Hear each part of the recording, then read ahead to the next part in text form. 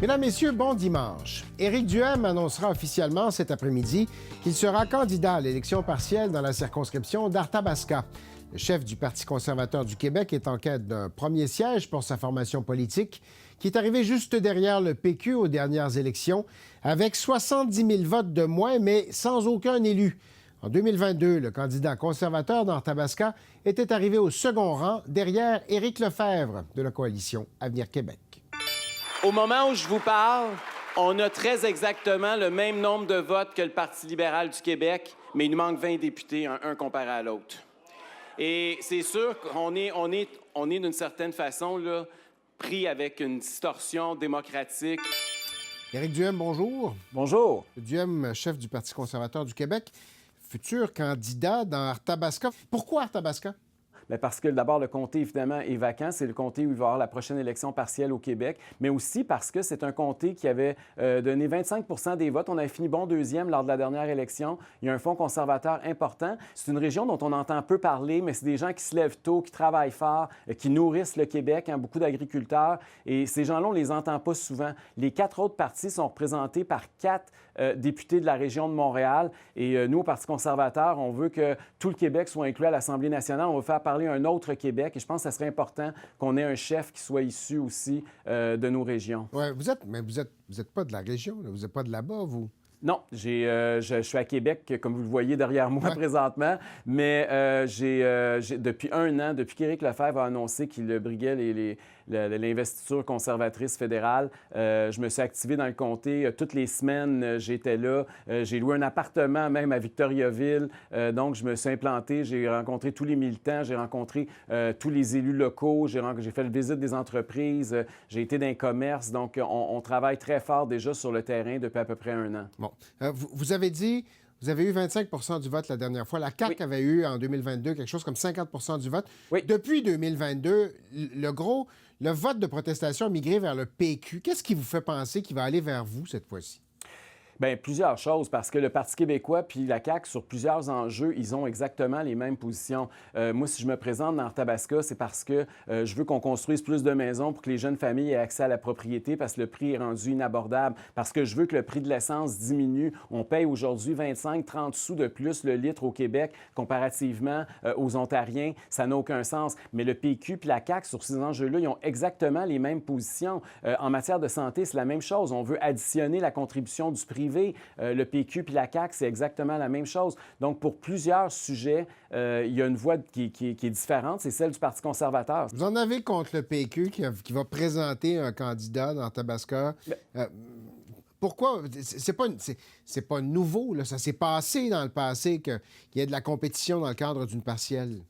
En fait, ce que je déplore, c'est que M. Paul Saint-Pierre Plamondon parle des deux côtés de la bouche. Rappelez-vous qu'il aime ça parler puis dire comment il est démocrate puis accuser M. Legault d'avoir renié sa parole sur la réforme démocratique, ce qui est vrai d'abord, mais sauf que lui-même qui avait dit que c'était inacceptable que 13 des Québécois ne soient pas représentés à l'Assemblée nationale, que c'était la pire distorsion, qu'il fallait tout faire pour corriger ça, bien, la première chose qu'il fait, c'est qu'il présente un candidat avant même qu'on le fasse. Et ça, c'est assez ordinaire parce que, rappelez-vous que le Parti québécois n'avait pas présenté personne contre Gabriel Nadeau-Dubois quand il a été élu co-porte-parole de Québec solidaire dans Gouin. Rappelez-vous que Mme Marois, quand elle s'est présentée, elle aussi, à une partielle dans Charlevoix, le Parti libéral avait eu l'élégance de ne pas présenter personne contre elle. Fait que le PQ, ils sont pour la démocratie quand ça arrange leurs intérêts partisans, mais sinon, ils nous roulent dans la farine, puis ils n'ont pas... Je trouve qu'il manque de parole, M. Plamondon, puis je le déplore aujourd'hui.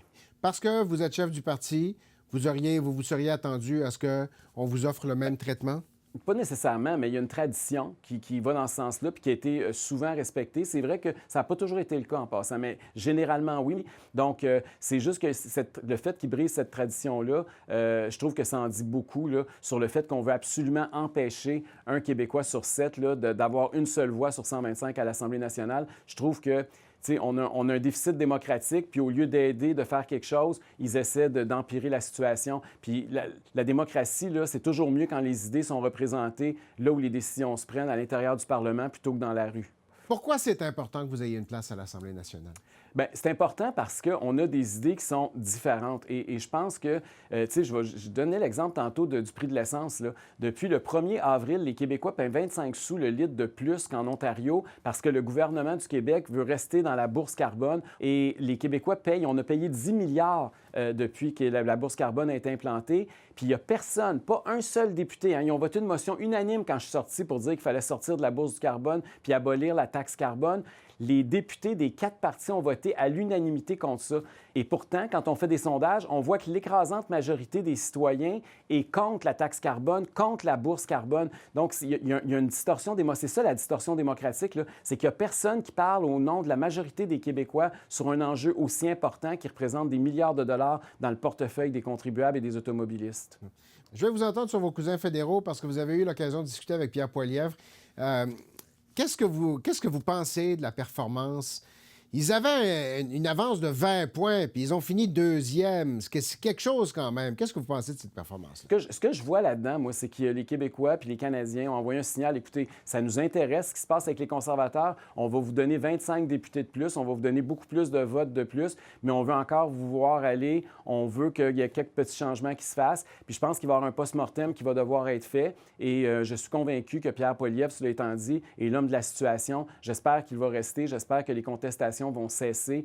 J'espère que la famille conservatrice va s'unir au cours des prochaines semaines, des prochains mois. Quels sont les changements qui sont nécessaires, d'après vous?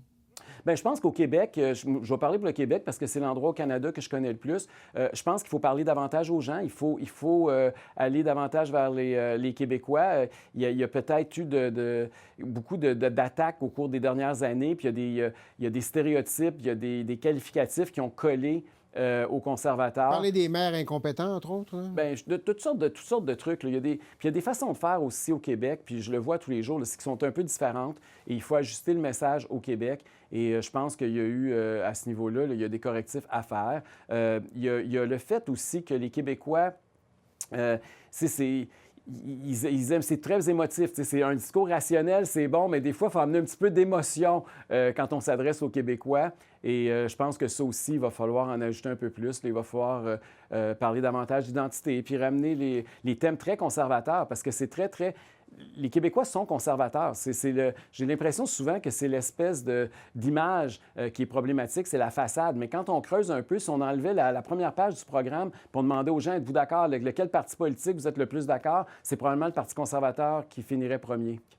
Éric Duhem, merci beaucoup. Bonne chance dans Arthabasca. À bientôt. Merci à vous. Au revoir.